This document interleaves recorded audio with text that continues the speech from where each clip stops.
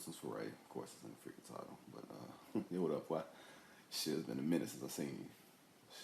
Shit. I say like the last time I seen you was like probably like 2015 at Golden Nugget pool party. And we didn't even really converse then. This was up on the pass by. I don't know. I probably should have hit you up many years, but whatever. Love still there, bro. Shit. Of course, it's gonna be a bunch of like memories of us. Unprofessional as fuck. Random as fuck. And whatever. I'll just start like shit. One so like one of our earliest memories was of course playing in the yard, whatever like that. But like starting at baseball mid city and shit.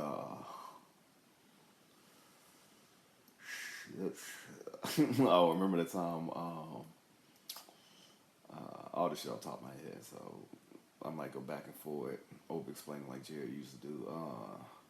But like when you got when they told you to wear your cup, you was a catcher at Mid City for y'all teams, that blue team. I'll think about it later. Don't really have time. I have time, but something I think about it right now. Was it the Blazers? Mid City Blazers, maybe? Yeah, whatever. And he was supposed to wear a cup as a catcher. And I want to say somebody slid in a home and got you right in the nuts when you was supposed to freaking. What a way to start this shit out. But yeah, I remember that shit. Also, the All-Star game that year. You and Mia got picked. I don't know why I didn't pick your brother, but freaking Salt Lake Charles kicked our ass, bro. It had to been like 14-0. I was probably like one of the only, like out of 5 people who even hit a ball against a pitcher, because of course, like Mid City was so ghetto, bro. Like they taught us 2 type of pitches: fastball and regular ball. Them boys had like curve balls, all kind of stuff, bro. We just wasn't ready for them boys. Kenna was actually lucky he didn't get to have to play in that game, because that shit was devastating. I didn't really care, but whatever. Of course, the basketball games with you and Josh Callier, talking about y'all play against Kennedy and I, and talking about y'all had the North Carolina offense with 2 people. I guess whatever. I don't watch basketball, so I didn't even know what North Carolina offense was. Remember that day? What's that dude's name from the back of the test? Big Nick. And he's always a clown on people, bro. And then one day we had that big old basketball game. I don't know. Every kid from the freaking Tears popped up at that game, man. We must have had at least like 40 people at y'all crib, bro. Because people just walking to the store, walking along like, man, fuck it. I'm just start to go chill with these boys, man. And I remember Big Nicky's a clown on everybody in that day, boy.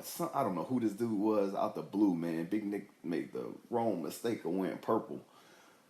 Boy, he started calling that boy a Bornick.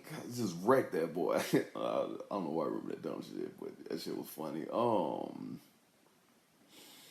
Also, I remember looking at the Sears. This is all like elementary shit. The Sears catalog for that Christmas, and Rochelle told us, she said, we was like, man, we gonna have some official. You and your brother, you and Kenny had the 49ers, and I ended up getting the Raiders, the Hutch thing. And I was like, Rochelle was like, y'all gonna waste y'all money. That thing does not look like what it looked like in real life. We was like, nah, man, that thing official, like real life. And sure enough, we got the thing straight, plastic. I remember my head was too big for the helmet. Motherfucking head still too big for anything. But yeah, I wouldn't go knock on y'all door because I just put on my little outfit, man, my little Raiders Hutch outfit, and y'all came outside, y'all 49ers. We was like, we ain't gonna let Byron play because he don't have a uniform. We also had that one big day with I'll say Rick and Reek. No, yeah, Rick and Rico, a few other people from the back of the Tears who had that football game. That was like one of our largest football games. Probably like 8-on-8 or like 7-on-7 or something like that. I just remember Rick and Rico was able to punt that fucking ball. Like, god damn, like them balls would go from the street all the way to the ditch. Like, Jesus Christ. I barely could punt the ball from our little batting thing to our fence. see. Shit. So calling Nestle Crunch. Leslie Crunch. I think, because I remember Kenna not really getting bullied by him, but for sure we got bullied by him. Byron got bullied by him for sure. A little fucking 5'2" guy, you know what I'm saying? But he had a crew behind him, so we couldn't do nothing much about it. But I think a lot of that stuff we provoked, bro. I remember the time we was speaking on Leslie shit. We had built that box behind your dad, little wash house, that little blue thing he had on the thing, whatever like that. And I remember they was passing by, we all hid under there. And also that time it was you, me, and Rochelle all outside. Rochelle was like in these big old boots. And we was sitting by the tree, in the ditch, whatever like that. And once she was like, oh man, look, it's Leslie. She jumped over the fence and hip and ran inside the crib. I guess she didn't want to be seen inside the boots. Shit. Going to the tree stories. Remember Byron told us, nigga said, he said, man, look, y'all know how babies are made? We was like, not really, bro. He was like, man, like, we had like a general idea like sex or something like that. And he was like, if you pee inside of a girl, then that's the only way she could get pregnant, man. Thank God it wasn't sexually active, bro. Because I'd have fought every freaking female that talking about she was pregnant for me. So I was like, nigga, I ain't pee inside you, bro. So many tree stories, bro. I guess, shit. Remember, we had the little bike gang crew. I don't know, remember everybody's name from there, but I remember it was like, I want to say I was Knight Rider. I want to say like you took like Neon Knight Rider, and Dark Rider was probably like Byron or Kenna or somebody like that. Whatever. I just remember we had the crazy names, and we had found that one bike across the street. We took that thing back and spray painted. I want to say like we spray painted it all white, maybe. We call it like the White Horse or something like that. And that bike ended up getting jacked back, but yeah. Finally getting the go-karts. It was finally moving up on Kevin Richie Rich lifestyle. That boy had like go-karts, 3-wheelers, 4-wheelers, whatever you could think about. That boy Kevin Landry. But yeah, y'all had the 2-seater. And y'all dad would always put it on half choke. And then y'all thinking of breaking, of course, because you're riding the thing on half choke, man. And I had like that fast one, and Byron had that other one, the golf cart. We had some fun times across the street or whatnot.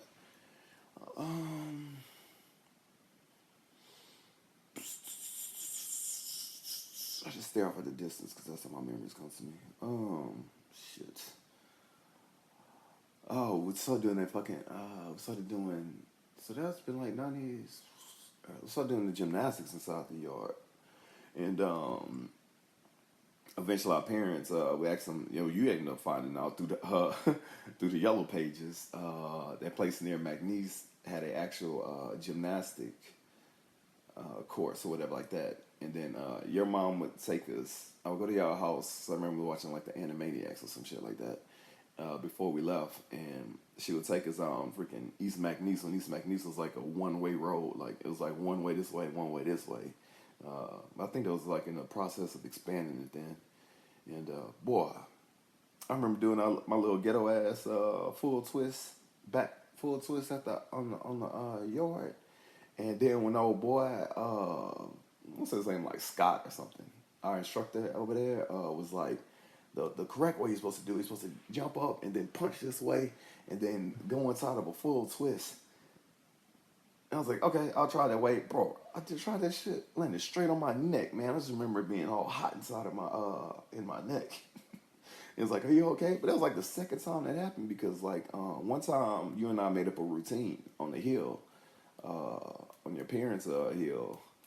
And we got your dad outside. It just finished raining. It was like, man, we're going to do it anyway. And I slipped, landed straight on my head. Bro, I should have cracked my neck so many times, man. I don't know. Yeah, God's watching over me. Somebody was watching over me, bro. But man, I was doing crazy shit. Like we was doing backflips off your parents' Air conditioning unit thing that was outside. It has to been at least about. I mean, to a kid, I may be saying it prospectively wrong, but like it has been at least about 10 feet high, bro, because it was on top of a hill and it was an AC unit, so it was like 3 feet, 3 feet, at least 6 feet, 6 or 7 feet high.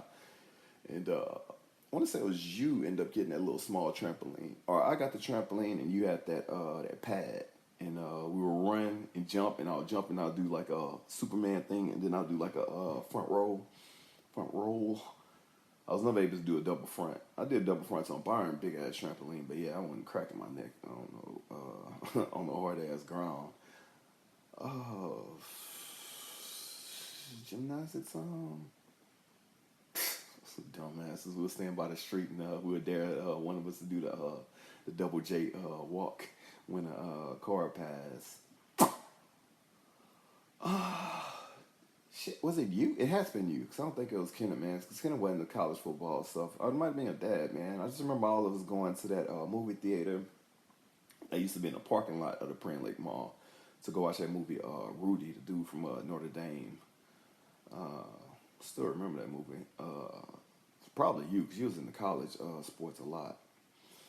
Oh man, my bad on messing up the whole thing, because we could have all been friends with Jennifer, but that one infamous day, man.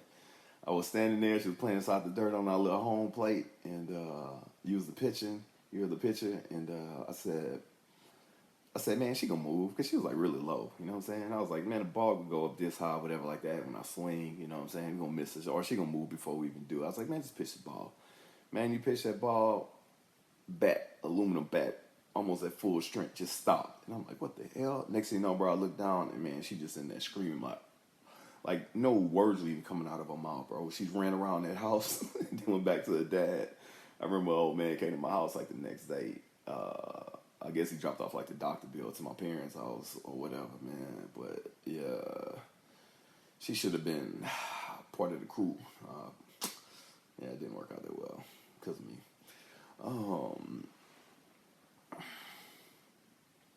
I know that one day, like, we had our being kids, man. Like I can never clown these little kids, man, at they little adventures they have, because we had some stupid ass adventures. I remember one time we walked all the way past Byron House inside the ditch, and we found that I want to say we called it like a hotel or something like that, but we found that big ass tree stump, tree not stump, like the big ass tree branch or cut down tree, I don't know. But instead of walking outside of the ditch and carrying that thing over to the house, we walked through the ditch just to make it more of an adventure. I don't know if you remember that shit. But yeah, that was a huge accomplishment for us. I also remember leaving. So this has been like fourth grade going to fifth grade. I left McLehart to go to school with y'all at Fairview, but it was that same year y'all had left Fairview. I don't know why y'all parents probably better school and whatever like that. Took y'all to Fairview and brought y'all to College Oaks. So this was y'all fourth grade year. Y'all went to College Oaks. And my fifth grade year, I went to Fairview, whatnot. It's just crazy. All of us was never in the same school together. Like Byron went to St. Margaret, I went to McLehart, and y'all went to College Oaks and to Fairview, whatnot. I mean, I ended up going with Byron to LaGrange, but still, y'all was at Hamilton by then. And we never got our freaking Gatorade day. Like we said we were gonna what? We were gonna go to Kroger's and we were gonna get like $20 worth of Gatorade. We're gonna hold like one of the biggest baseball games in the Terrace and pass out Gatorades. Yeah, that shit didn't work out that well. I want to say we ended up getting like the powder Gatorade or something like that, but yeah, what?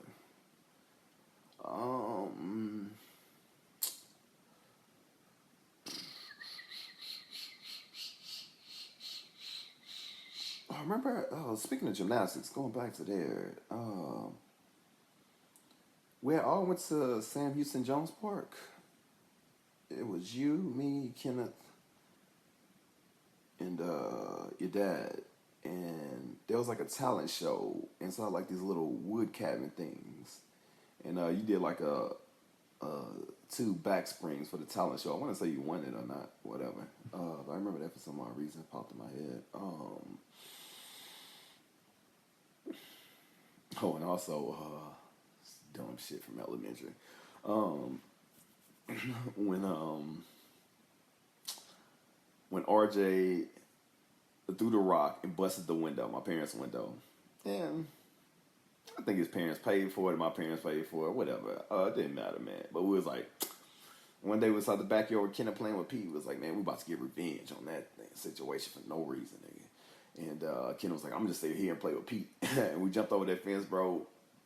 Filled up their washer or their dryer, because I went through that little hole thing that let out the vent, whatever like that, and turned on their water hose and filled up their whole trash can and put like mud and stuff on their little rug they had hung up on that like jungle set, whatever Byron had inside the backyard. And bro, I broke under pressure. Man, my bad. I apologize to you and Kay for that. But the second Miss Baggins knocked on the door, she was like, do y'all know anything about the water inside? I was like, oh, they got us. They got us. Oh, we did it. I was like, man, let me go get Ray and Ken, and we busted, bro. Of course, if that would have been you, nigga, you'd have talked your way out of that shit. You was a slick ass stalker, bro. Probably still is. Yeah, she went to the to the right house first to get information, because you know what, she went to y'all house first. Yeah, we would have never got caught. And Rochelle told us, she was like, y'all just go pour the water out of the trash can and y'all should be safe, because some kind of water leak could happen, you know, but just being in the water inside of a trash can, it doesn't make sense. It was like, no, they got to get the full rage. Stupid.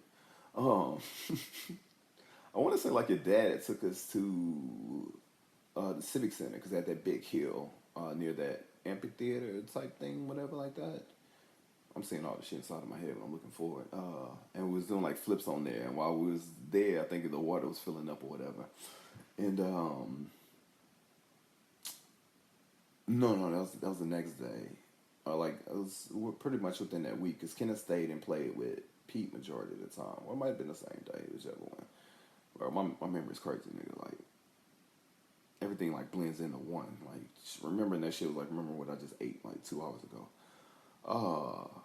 Totally fucking irrelevant, but I'm just trying to separate them instead of just being one huge ass memory in my whole fucking life.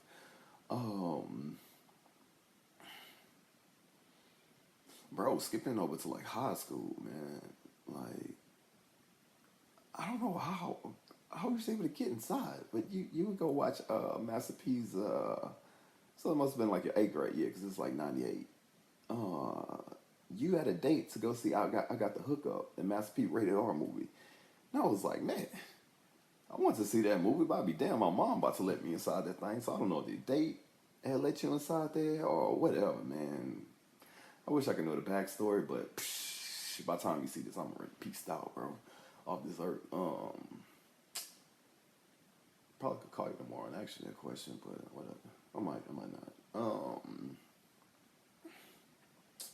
What else? Shit. Let me just go through the like hot elementary, and I'll cycle back around to them things, whatever like that. But I remember going to 4th Street, and I remember Joey, his little it's like a greenish, like a blue green tracker, a little small ass truck, and he was with that chick, I'll think of her name. But I remember him sitting inside our little, I guess like Bible study before the main church started. And I thought he was our age, man. I thought he was like 15, 14 years old, man. That old dude was like a whole fucking manager at Taco Bell. It was like in his 20s or something like that. He just had a young look. But the Houston trips was dope.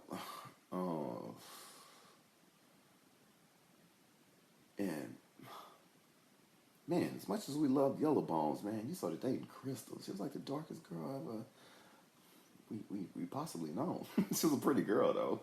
I remember Kenneth started dating her little sister Santana, and Jesus Christ, I just wanted to have a yellow bone, even if she was not the prettiest yellow bone in the world. I don't want to talk crap on her, but Joanna, man, Yeah. Yeah, I don't know. That was a mistake there. But I remember, oh, that was her name, Nicole, Joey's old lady. I mean, I'm pretty sure they split now because I heard so much shit way back then.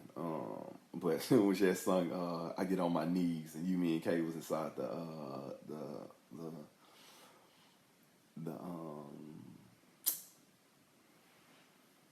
pews, or I want to call them benches, but the pews inside the church, and bro, we could not stop laughing. While singing "I Get on My Knees" in church. Made it even worse, bro. Yeah, you used to bring your but this had to be like '99, close to 2000. You used to bring your little card from the Dreamcast that you could take out the memory card, and you'll play like. I remember you could do like plays, like Madden plays, instead of having to see it on the screen. You could do it there, but it was like this like little thing, living thing that's out there, like a Digimon type thing. I don't know what the fuck it was. I never kept up with it, but I remember you having your card there. Oh shit! We went to that power team thing. I want to say first was it First Baptist, so whatever the church was. They had I want to say it was First Baptist. They had sponsored it. I don't know if it's out theirs because they had a huge church, man. Because they had that nice ass recreation thing, whatever like that. Or they did it at or they sponsored it and it was at the Civic Center. I just remember I was going to that power team thing. Oh, oh, and after we left that power team thing, it all came back to. So we're going back before Joanna. We all came back to 4th Street inside that back area, where like the tables and like the condiments on and shit like that. And Joanna had wanted my phone number, and she was like, "What's your? Can I get your number, whatever, like that?" I was like, "Oh man, like I said, bro, I just wanted a yellow bone, man, a yellow bone." And I was like, "All right, cool, whatever." So I wrote the number down, 47446, or whatever. Bro, I don't know how she was this smart. I guess she got a shit ton of wrong ass phone numbers. But the second I gave it to her, because we was all still sitting there, you know, she went to the phone at 4th Street, called my parents, and asked if Jared was home. And my mom was like, "No, Jared isn't home right now. He on some type of church thing, whatever, like that." And she was like, "Oh, okay." And she hung up. She's like, "Okay, I know that's your real number, whatever, like that." Yeah, I guess she got a ton of fake phone numbers to be able to go through that.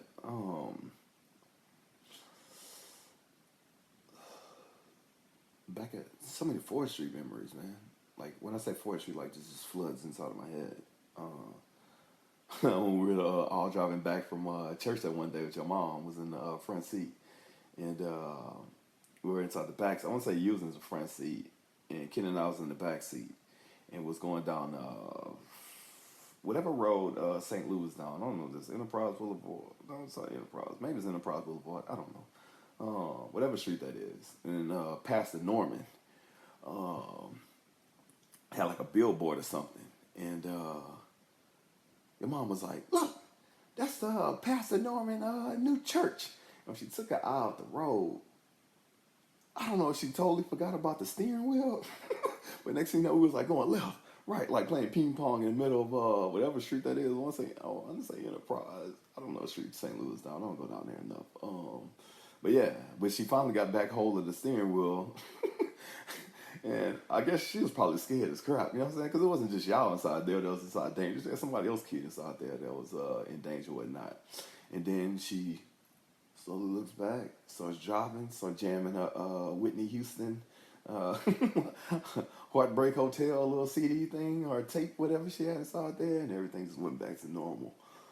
Um, oh, bro, man, you turned me into a monster, man. One day, this is when y'all at the ping pong table, and we was inside your because your dad had just built that thing over the garage, and you were like, what'd you say? You said I just remember being inside your garage, and you were like, "Bro, Master P has got to be one of the best rappers to ever be alive." I was like, "What do you mean? Why would you even put him on top?" Because you already know it's on the New York shit, Jay-Z and DMX type thing.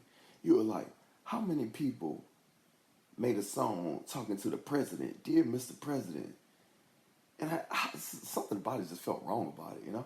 And I was like, all right, I'll give him that, whatever, like that, bro. Like a year or two later, when I finally started listening to Tupac, that nigga made the first song called "Dear a Letter to the President." Master P just copied and pasted that thing. So I was like, man, after this, I'm gonna do all my research so nobody can ever get me inside of a debate. Yeah, I don't know why I remember that shit, but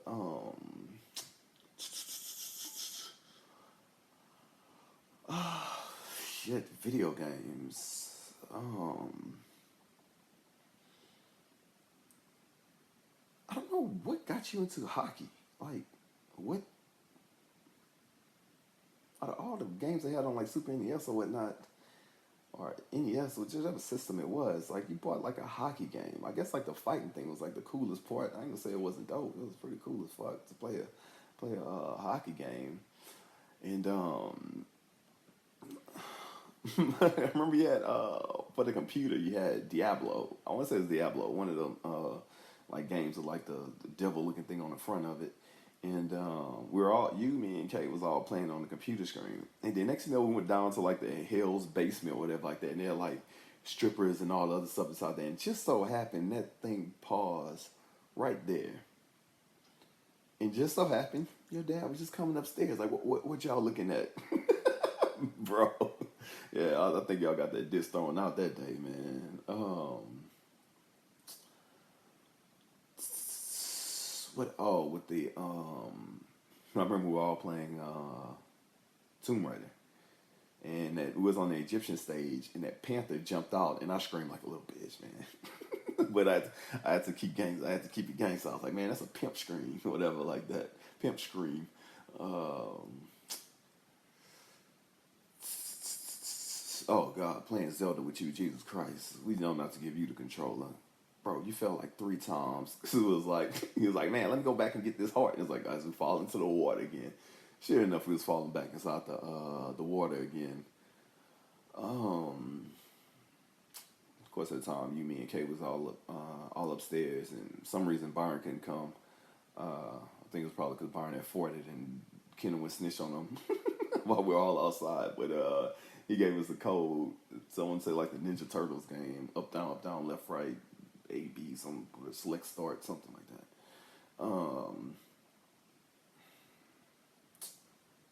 Yeah, we used to hop on K for freaking hitting the block button on fighting games. And we would hop on them for using the backboard, which is all part of the game. Let's see, shit. I remember that.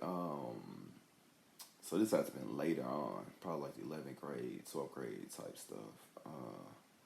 When Dustin had told that joke, it was you, me, Kay, Dustin, and Byron, and of course, like Big Nick Byron's the only one that was wrecking on everybody. You know, nobody wrecked on Byron, but that day, man, it was You, me, and Kay was standing in my parents' front yard, and Dustin was there, and Dustin was like, he told that joke, bro.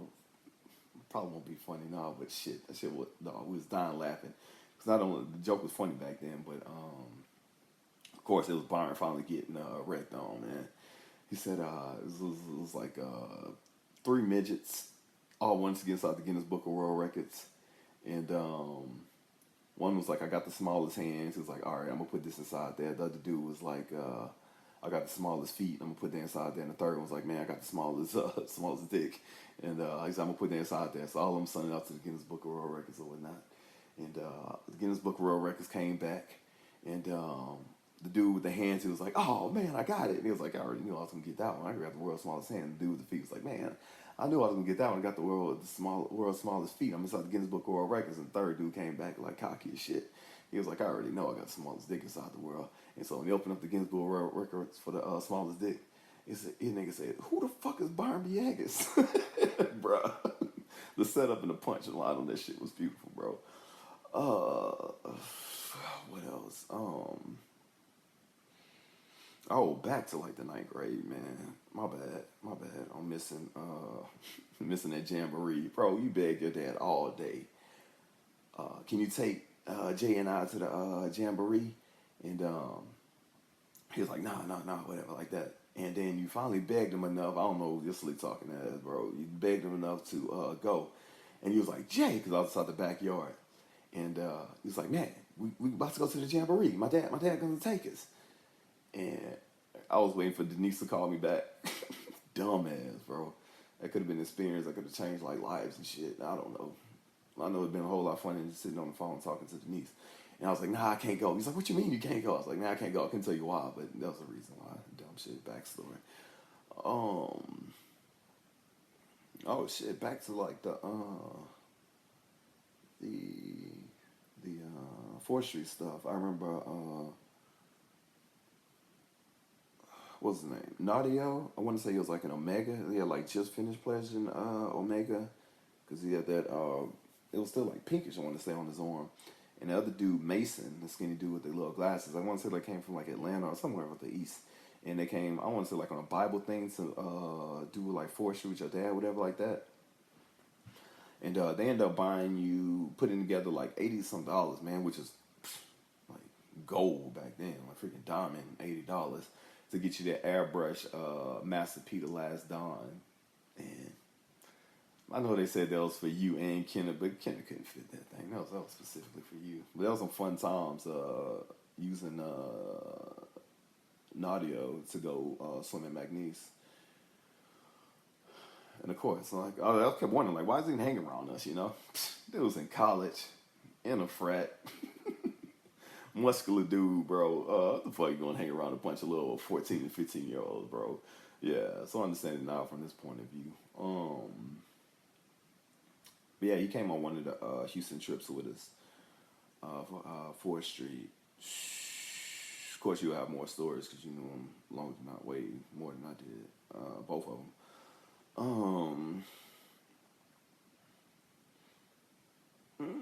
Little stories, not too many. I mean, you and Kay used to go to Bilbo and them, a little blue building on General Twining to go get y'all haircut. He had that little green Honda Civic, and it was Bilbo and Pat. I went there like once or twice with Kenneth and watched him play Madden or whatnot. I remember that one time, speaking of Madden, Kay and I went to overtime, and for some odd reason, he won the coin toss and decided to punt to me. And you were like, you freaking idiot. Yeah, so I ended up winning that one. Bro, I know it might have meant much to you, bro, but Parkview was really cool last time, bro. I wish it would all been inside the same class. So I want to say it was you, your brother, you, Kenneth, Denise, that dude Phelps with the little braid things inside of his head was all inside like one class. And I want to say my class had like Sky from Hamilton, and we had that dude Jay. Bro, I knew a lot of people from LaGrange that dressed nice, but this nigga dressed super fucking nice. They remind me of what's his name, like Lulu from Paid in Full. He's like, yeah, they dress nice, but not like that nice. You know what I'm saying? Yeah, that dude had amazing fucking outfits, bro. And we had that little dude, Blue Dukes. I don't know if you knew him, man. But I remember like the first day we went there at Parkview, they were like, okay, every hour we get like a break, like a 15-minute break or something. Every like $2, whatever, get like a 15-minute break, you know? And we found out they had a basketball court. And I really didn't care about basketball, whatever. And but bro, that next day, that was a Saturday, that Sunday, bro, everybody came with their basketball clothes on, ready to go, ready to hoop, man. And that dude that sat next to me, the reason I don't even know his real name, we just call him Blue Dukes because that boy showed up with the shortest blue shorts. I was like, man, that boy got on some Blue Daisy Dukes. I was like, man, we can call that boy Blue Dukes. I want to say Wendy was in y'all class because she ended up liking Blue Dukes or whatever, and that boy just scared of Wendy, man. But one time, don't want to say you was playing basketball at this time. She stayed hooping, bro. It's just a little dumbass backstory. Of course, back then it wasn't. What I can't even tell that story. I got to keep everything fucking rated PG, bro. Anyway, Blue Dukes ended up trying to jump over a fence and fell down, and Jay was like, "Oh man, you eat ass and you look like an ass." And that boy took off crying. And Ken was inside the bathroom listening to him cry or whatever like that. Cool ass dude, bro. Um,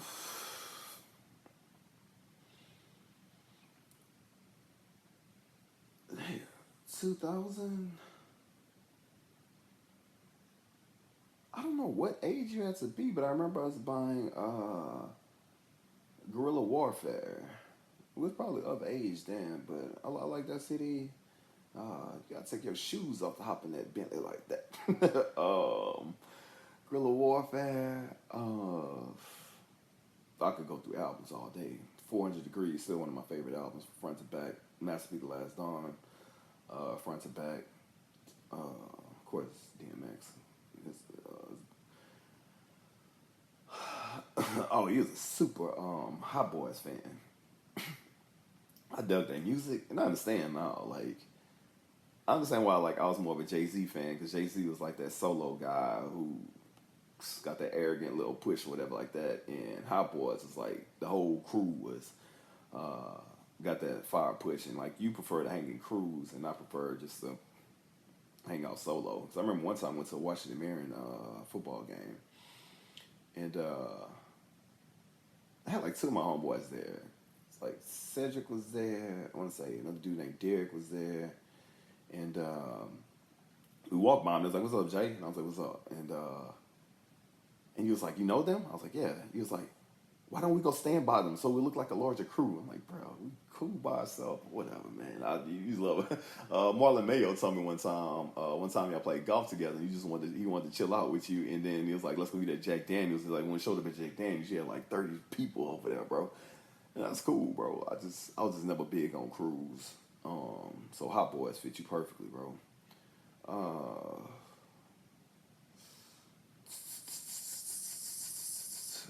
um, all the arcade days had the power up on that Tekken with the dude Ken or whatever, and Octagon Eyes, that little chick that got my number, and then she ended up getting your number and Ken's number, and I want to say she was like from Fenton, maybe. One of them little small ass towns near like Kinder. You had a basketball game out there, and she ended up going to one of y'all basketball games, and y'all got to talk to her there. The next thing you know, she ended up having Byron number, then she had like RJ number. Like, Jesus Christ, bro. That was a friendly girl. Well, I never got to do anything. But yeah. I don't even know her real name. It's called Octagon Eyes. The other day we played what was it? A little ice hockey, not ice hockey, but the little glide hockey game thing, whatever like that. And we had all those little $100 bills, and it was acting like we was betting them back and forth, whatever like that, to impress the little chicks. Someone said her name was like Patricia, and had another chick there too.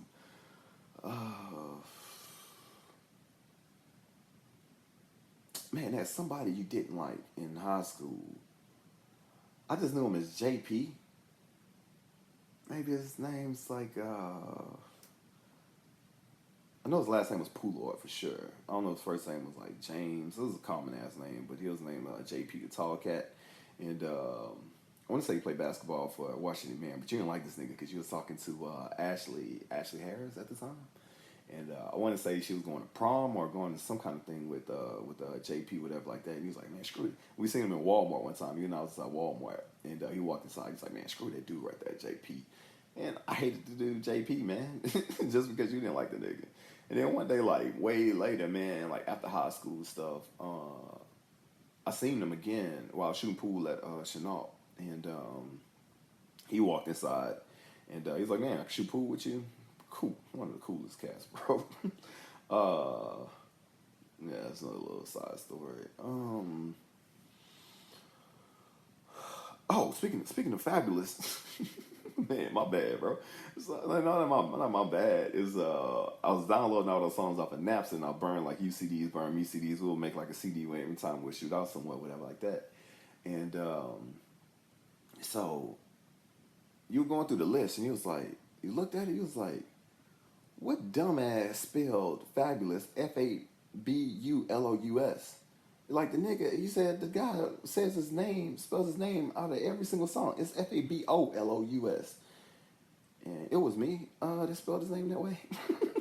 But I was like, man, when you download stuff, it just come with the name already. I ain't have time to change that thing, whatever like that. He was like, oh, yeah, I just want to look like an idiot, bro. Yeah, I was spelling his name the correct way. Fabulous. Um, no, also on that, that was a download June 27th. That shit took like 4 hours. Like 4 hours. It was a 35-minute, 37-minute song and whatnot, bro. But back then, you only get like, what, 56 kilobytes a second, whatever like that. And so it took forever on the Napster. I had to find the people like the T1 modem or the cable modem back then. Shit, now you download that song under a second now.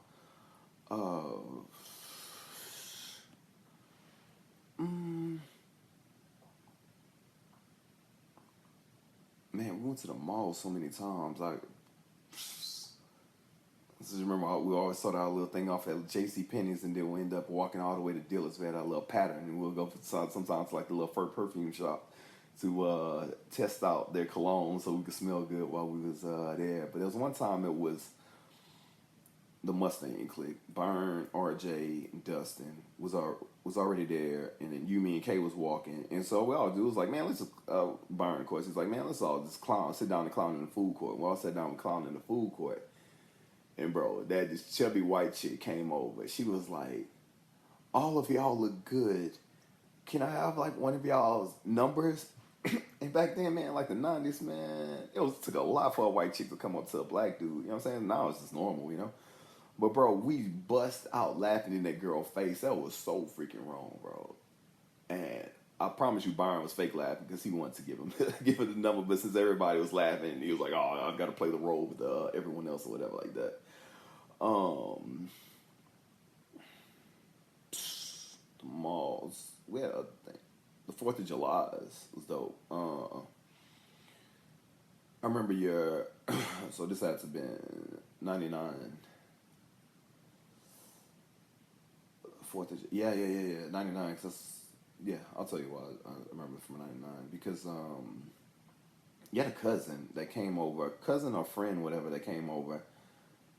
Speaking of friends coming over, before I saw that story, remember I double pumped on Bozier, double pump, dunk while he was standing there, and then the rim came off. Oh man, he was there looking like an ass, bro. Shouldn't have done Bozier like that, bro. This is a tall, kind of dark black dude who started going to Hamilton for a little while. Anyway, back to the 4th of July shit. That shit just popped in my head. So you had like a cousin or a friend that was from like Atlanta. I want to say his name started with like a C maybe. I don't know. But he came down, and your dad took us all to me, Kay, and him all to the 4th of July, and that's when No Scrubs was out, and the song No Scrubs, and of course we was freaking Scrubs because we was walking from the Civic Center after the firework thing to Wendy's. So your dad could pick us up there, and before we was about to cross that street to get to Wendy's or whatnot, that chick rolled down the window. She said, "All y'all are fine."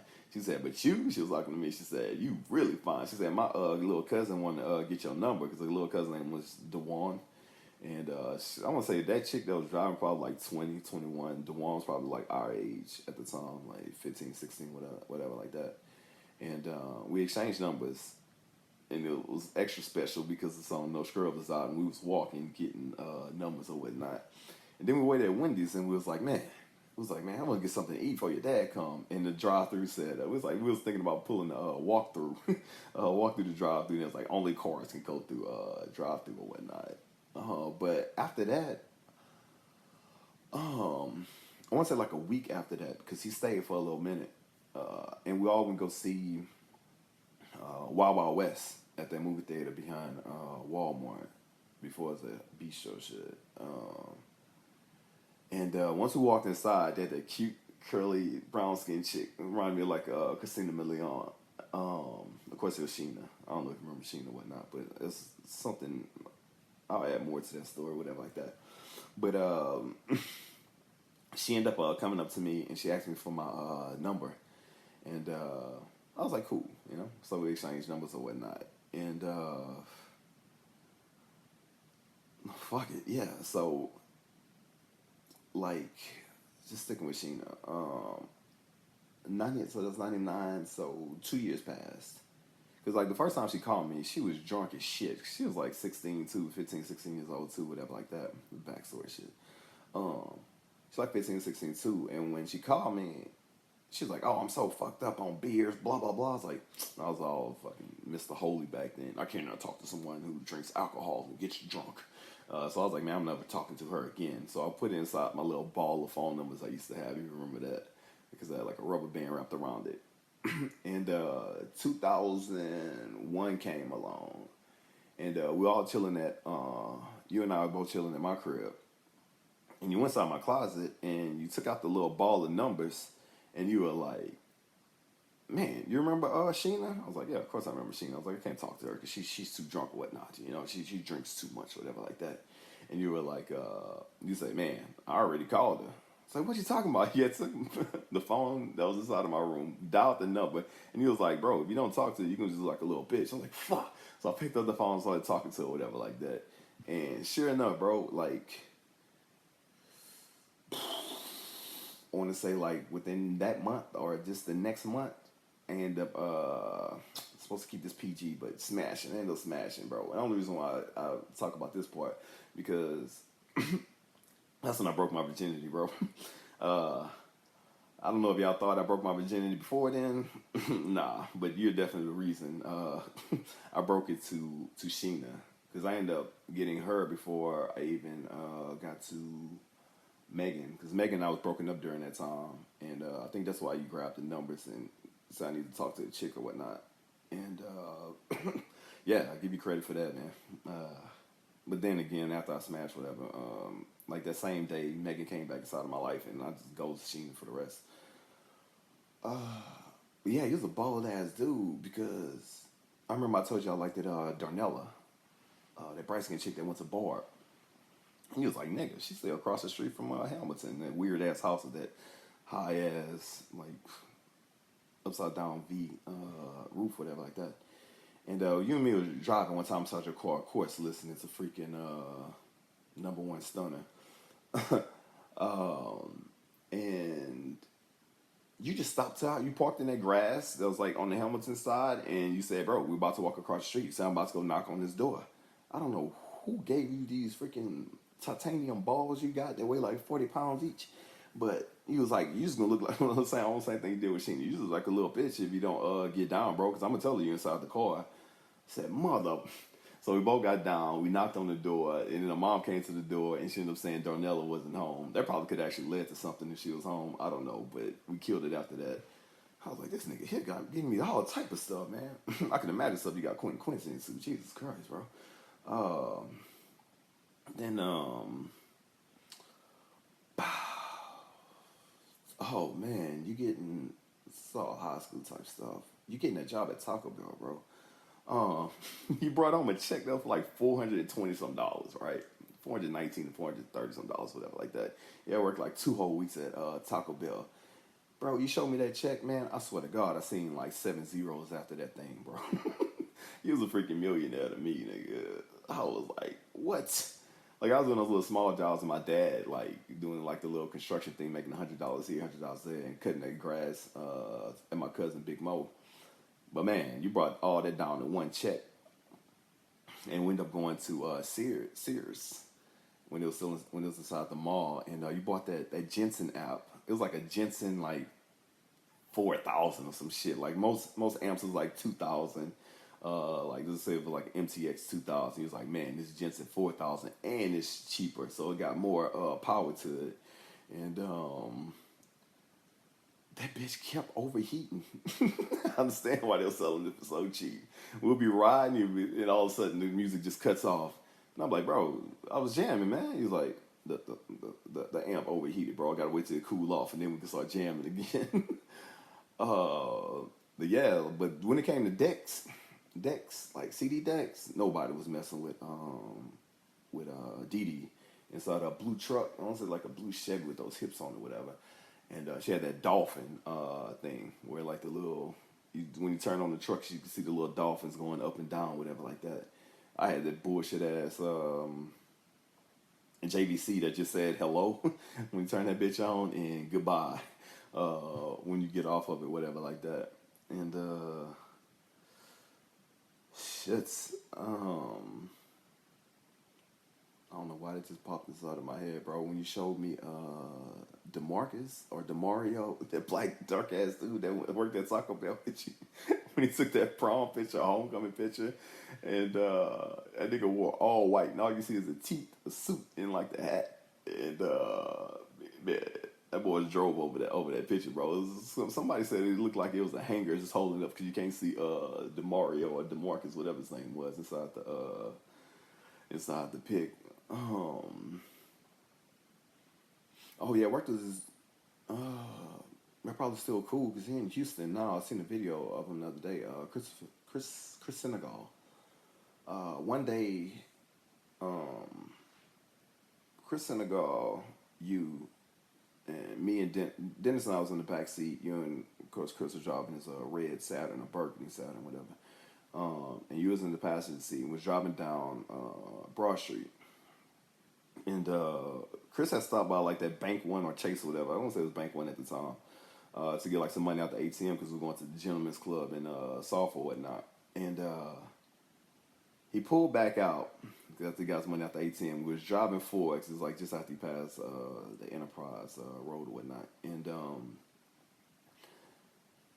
he slowly started pulling over to the side. And we was like, what's this nigga doing? I got a call from Megan. And of course, like you had the cold ass phone, whatever, because it just had the battery pack that lit up blue. When somebody would call, it would light up blue, whatever, like that. I had to take that shit. I loved it, bro. I had to take that shit overboard. I got the battery pack, the keypad, and the antenna, bro. It couldn't even close that little phone, man. Like that phone had a battery life for like 3 years on one charge, man. My stuff would go out like every single like hour or so, because that bitch was lighting up too much. Yeah, I was with Centennial where he had to call me to get the free calls. And yeah, he thought it was the police and he turned around and he seen it was my phone. He said, nigga, put that shit away. I was like, man, my bad. I mean, everybody knew I had like a blue ass phone. I didn't think he was gonna think it was a cops, you know, but I could see it through like the rearview mirror or whatever like that.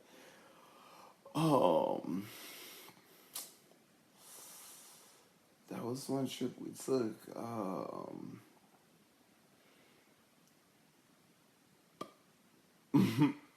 Yeah, one day, again, man, lied again. One day you went inside of my closet, just after he was working at Taco Bell or not, and you was getting all like the new fresh gear and shit, and you was like, bro, your closet looking dry, bro. You said, this all the clothes you got? It was all the clothes I had. I was like, nah, man, the rest of it's inside the washing machine getting washed right now, bro. I just didn't want to admit I just wasn't that big on clothing, bro. Plus, I wasn't making them big old $400 checks from Taco Bell.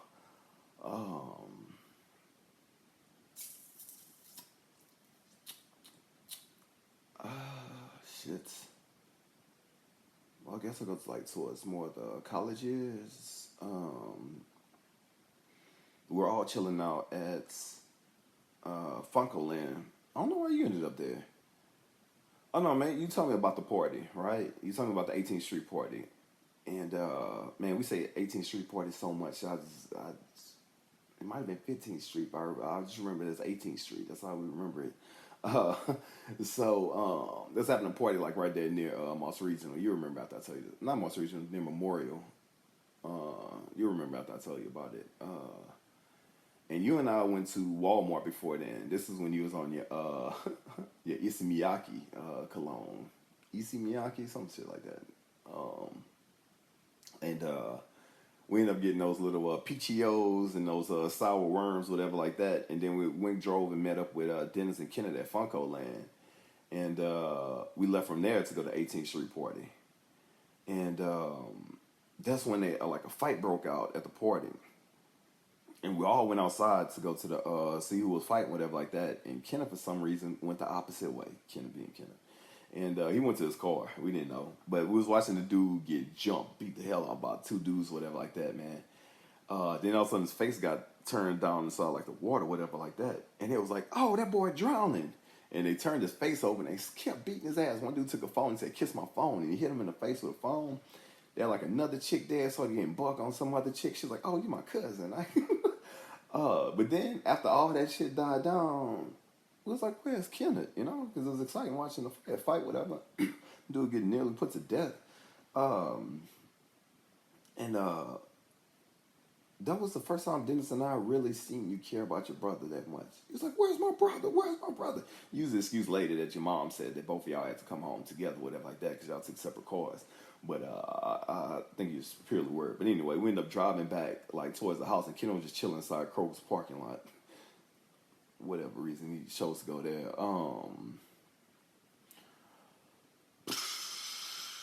Man, the last time we was all together, the GT, we went to Byron's sister had a wedding. Once it was like 03-ish, 02-ish, 03-ish, whatever like that. And he had got a hotel room at Best Suites. And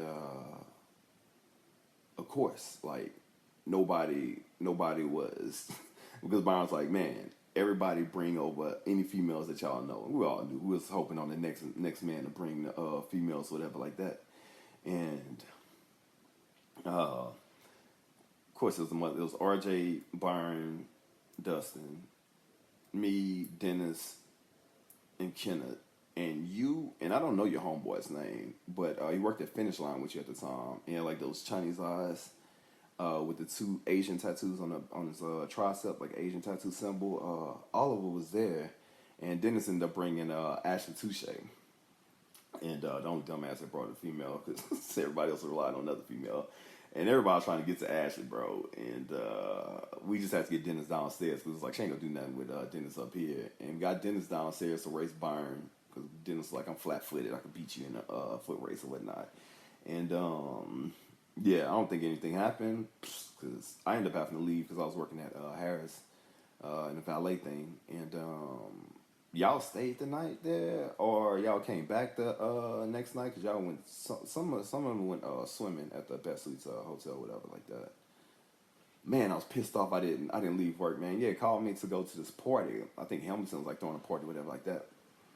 And he was like, Jake, I want you to come, whatever like that. And man, I was at work, and you and Dennis, bro, you were so desperate. You brought Dennis with you, man. You and Dennis pulled up to my job. I was pissed driving that little golf cart. I was like, man, I won't be able to make it. They ain't gonna let me get off because I'm the only golf cart driver tonight, whatever like that. And shit, nigga, about 90% of the parties that I went to was because of you. I don't know how you find these things out. The fact that you went to a private school, Hamilton, and you knew more about the public school parties than I did. But yeah, we went to that little high school, it's like back then, high school little thing that downtown. It's not like Crystals or something like that. It was like a high school club, whatever like that.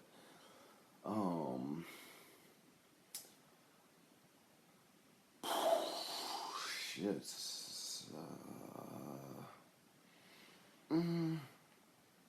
Oh yeah, yeah. Another thing, probably should just call you right now. Just ask you, bro.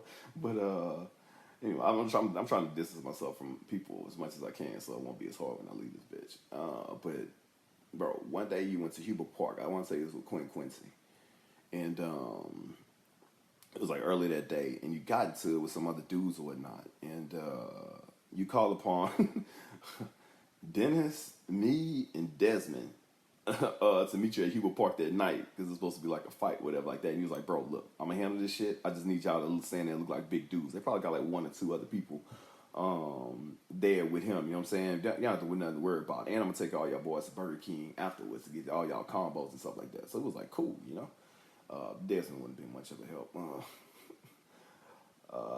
So we ended up showing up there, bro. They had a whole dugout. He had a whole dugout full of boys inside that thing, bro. And he had like 3 people walking up, coming to meet him like baseball bats. Because Dennis had took his little jack out of his car, and he's seeing the other dude seeing that. He's like, "Oh, y'all got weapons? We got weapons too." Boy, had a whole baseball bat, bro. I don't know what you told this dude on that picture's mom. Again, your slick talking ass, bro. You got us all out of it. Cause I remember y'all like shaking hands on the pictures, mom. I always wish I was like a fly just to listen to what you had to say. Of course, I could find out what you had to say. But yeah, we all went to Burger King after that, and then he was like, "Man, look, y'all can get small fries. Like one fry and y'all split it. Whatever, bro. Um, there's something with that.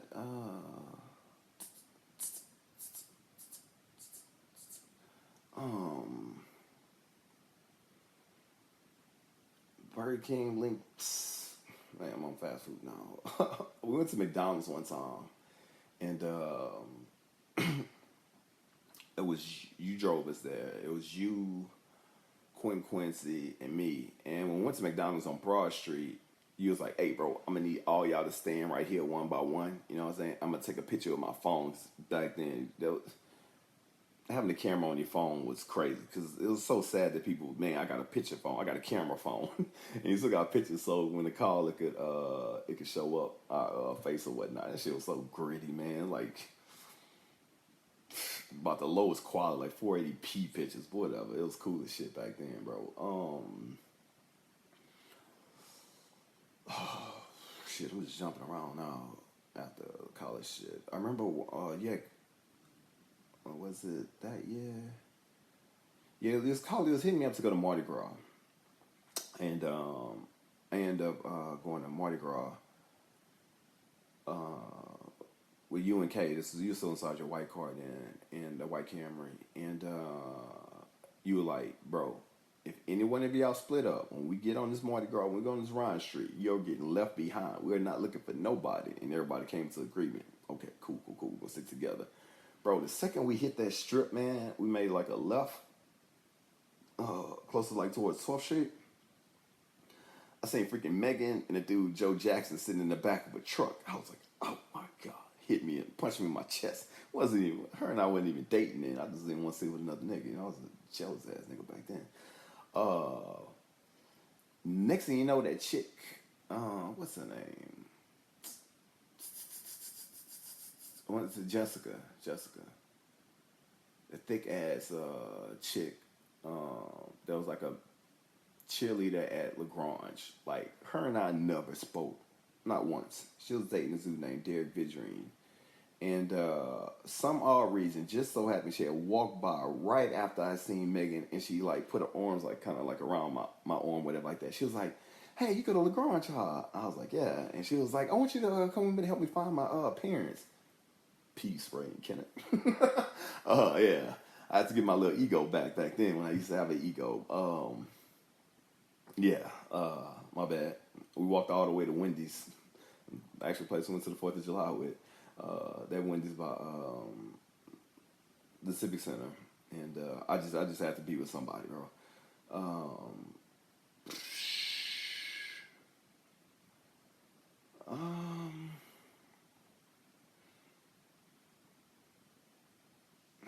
that can't be it. Oh man, going back to like backwards. Remember we went to I think it was supposed to be Easter Sunday, but like Easter Sunday was like being canceled at the Civic Center, so they was all holding that Opelousas Park. One says Opelousas Park, yeah. It's the one like a good on Broad Street. You make a like not Broad Street, whatever. You drive straight, you make a right anyway. It was at like Opelousas Park, whatever like that. And that one way road going this way, one way coming this way, and they had like 5 cars coming this way, and you and I was coming this way. And that one crazy car wants to go around all those 5 cars, but I seen that headlight coming like straight on to us. Yeah, it would have been a head-on-head crash. Probably should have just took that lick, you know what I'm saying? Because the insurance would have paid for it, but I ended up panicking, and I swerved to the right, and we were sideways inside that ditch. And I got out, and then you had to climb out from the passenger seat to get back on like on the main street. And of course, niggas, they was just passing by looking. Oh, look that car! Look that car fell inside the ditch. Oh, look that car. It's like, and the one person that helped us out, bro, was Eddie Kennison, man. He was inside his Benz, and back then you was big shit if you had a car phone. And he took out his car phone, called the towing thing or the cops, whatever like that. And a dude ended up getting arrested. I want to say the child wasn't properly restrained, and I don't think he was supposed to have that little girl. So he had like a it was like a white dude, look about like 38, 40 something years old, whatever like that, and he had like a little kid inside his passenger seat, and I don't think he was supposed to have custody of that child. In um, yeah, but waiting there with Eddie Kennison felt good, bro. Like felt like we was connected to that dude.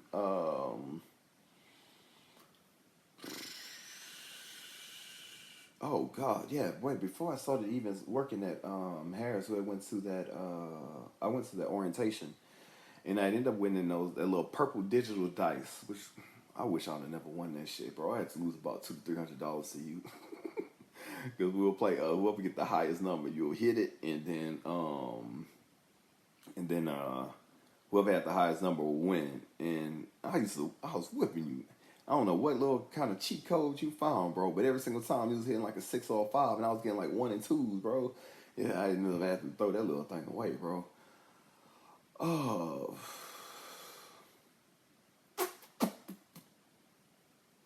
this has been August 31st of 2002. McNeese was playing Grambling, which is huge to us, whatever like that, and for some odd reason, you couldn't go to the game. She was going to McNeese at the time, and you got those free tickets. And it was, bro, how you did Dennis was so wrong. Bro, not only made Dennis pay like $30 for your free ticket, you made that boy drive to like Westlake or South, wherever you was at, because they had to leave us to go to you to pay the money to get the ticket to go to the McNeese game, man. Uh, yeah, that was a dope ass game, man. I wish you'd have went to that game. But I remember you hitting me up, man, because I had like 3 chicks from Lafayette. A chick named Anita, Yolanda, and whatever Anita's sister name was. Came down to meet us or whatever like that. And I could have easily linked up with you and them, whatever like that, when you were calling me saying what I was doing after the game. But I know the boys, Dennis and Kenna, don't get that much of a life, bro. Not say life, they don't get that much of girls, you know what I'm saying? Girls, attention from girls. So I was like, man, let me just let these boys live out this, have this little fun this night, bro.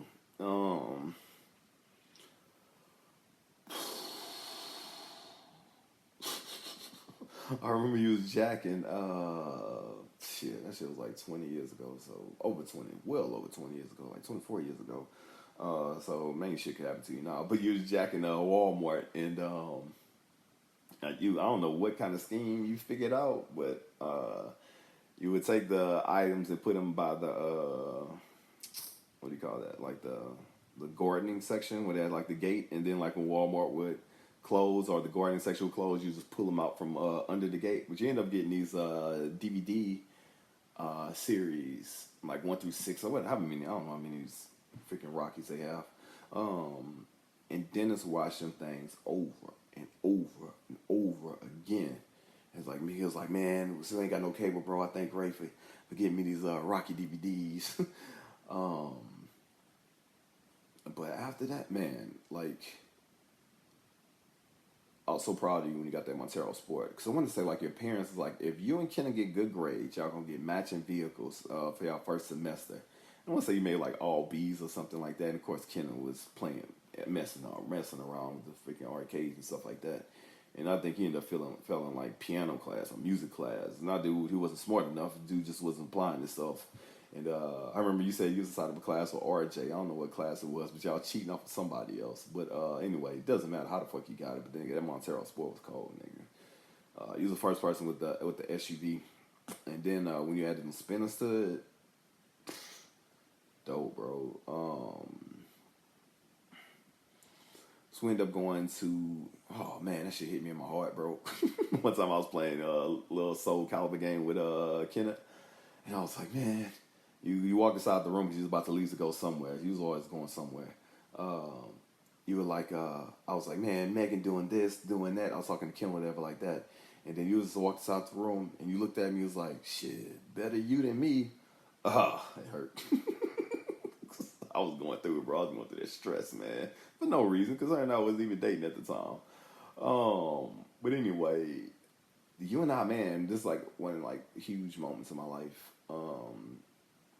When we went to that Rock the Mic concert, bro, in like '03. I want to say it was like August of '03. I had no clue this thing was even taking place. And you was like, bro, Jay-Z 50 Cent, Fabulous, Busta Rhymes, Sean Paul, all having a concert in Beaumont at that little amphitheater thing, whatever like that. And I was like, shit, because my parents had the internet, and he was like, man, can you get the tickets? And I'll just pay you back. And then we end up getting the tickets online and printing them hoes out. And then you can't pick me up like before that day. We ended up shooting to Houston before we went to the concert. Well, I went to the outlet because I just learned about it from my sister Kendra. I want to say that's why they had the P. Miller clothing there. I bought my first two Lacoste shirts there. I bought a white one and a blue, baby blue Lacoste shirt from there. And you and I was, we didn't know it was a tollway. And we were coming back to go back towards Beaumont. And you look back, it was like, bro, we can't turn around because we didn't have any quarters or no shit like that, man. We got to the tollway. Luckily, the lady, whatever, like that, from the next thing, let us have like the 4 quarters to get through that tollway. But we ended up going to that Rock the Mic concert, and you and I had like bullshit ass seats like way inside the back, and you was like, man, I've been keeping an eye on the venue people, whatever, like that. Said, bro, we could get better seats than this. So every time they would pass like all the way down there, you and me would like walk like 2 or 3 rows closer, whatever. And bro, you didn't get to see it, or maybe you did and just didn't say shit, bro. But when Jay-Z came out, nigga, I had to like turn to the right because I had to drop a tear, nigga. It was like I'm seeing Jay-Z, the nigga I've been looking up to, nigga, since fucking forever, nigga. It's like standing right there in front of my face. Yeah, man, I was excited about seeing that shit. After that, they had a holiday. They had a party at the Holiday Inn. We went to Jack in the Box before then. After we left there, we stopped by Jack in the Box. I went to seen Slim Thug. We seen Slim Thug in the parking lot.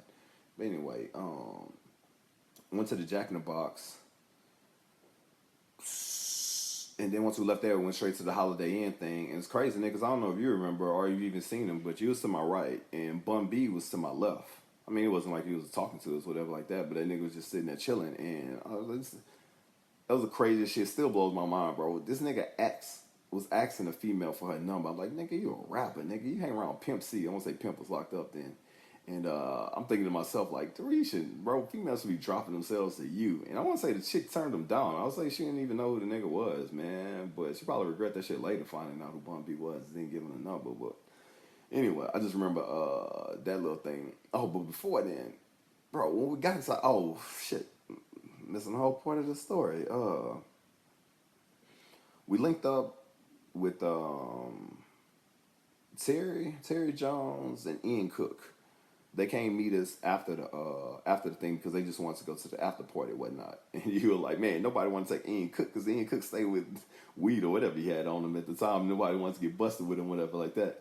But Terry ended up bringing them with him, and when we met them at the Holiday Inn party thing, whatever like that. You had to go take a piss or whatever like that. So we was all kind of walking, whatever like that. Bro, you seen them dudes playing dice in the Holiday Inn, like by the bathroom, whatever like that. And you was taking your money out, ready to roll the dice. And luckily, bro, Terry was like, Ray, bro, just leave it alone, bro. We don't know nobody out here. This is all we got. It's the 4 of us. If any one of these dudes link back up with their crew, bro, we are screwed, nigga. And this is a dice game.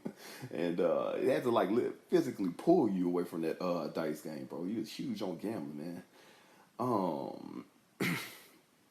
But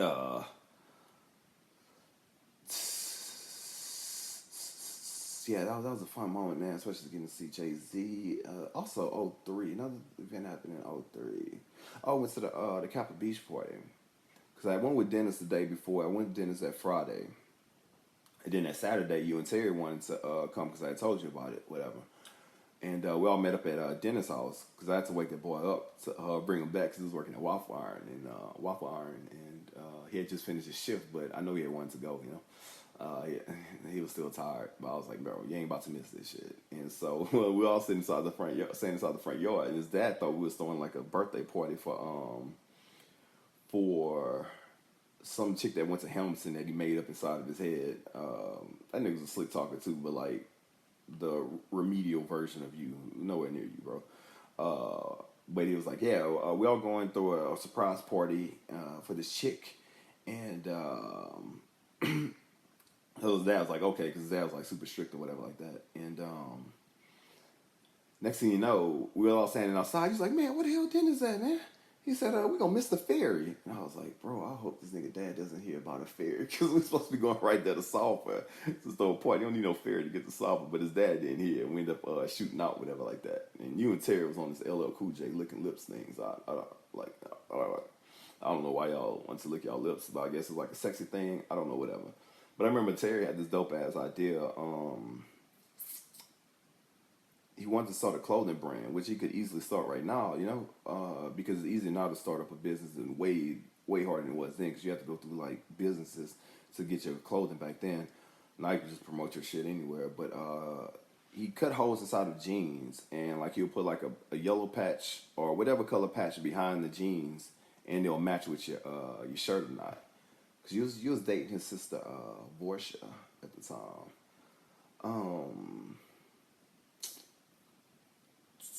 Or y'all broken up and you just say cool with Terry, but I know for sure you dated Portia Jones.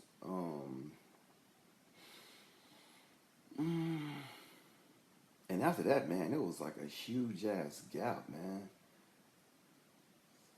After 03 ish, 04 ish, 06 ish, 06 ish, you and Ivan came to the crib because we wanted to start that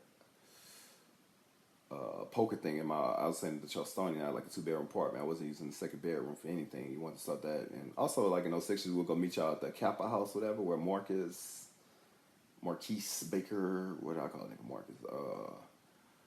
Him and that like Hispanic or Creole dude had like a house that was near like that Kroger's that was on 12th Street. And Ken and I would go there sometimes to play y'all in Ghost Recon. And but still, that wasn't no big connections. I mean, we'll go to the casino sometimes.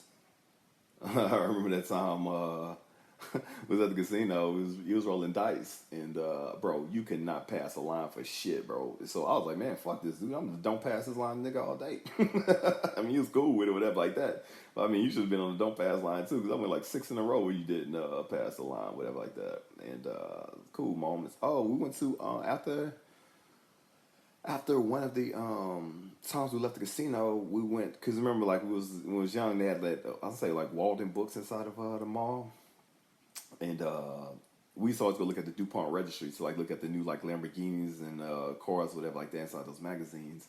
And bro, I didn't even know you were still like connected to the DuPont registry book, whatever, like that. Because we went to Kroger's and you bought a DuPont magazine with the cars. And your mindset was crazy, bro. I mean, not crazy, like crazy in a good way. You was like, bro, I don't buy these magazines because, how'd you word it? You say, I don't buy these magazines to fantasize about them. I buy these magazines because one day I know I'm going to own one of these cars.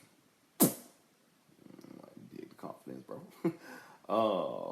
And we were supposed to get a apartment together. And you just made the little joke.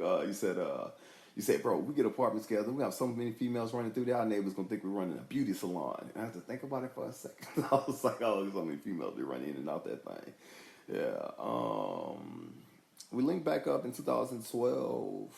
You came check out the crib. You and Ivan came one time, and then you and I went downtown to get the house plans because you was planning on moving to Providence as well at that first house or whatnot.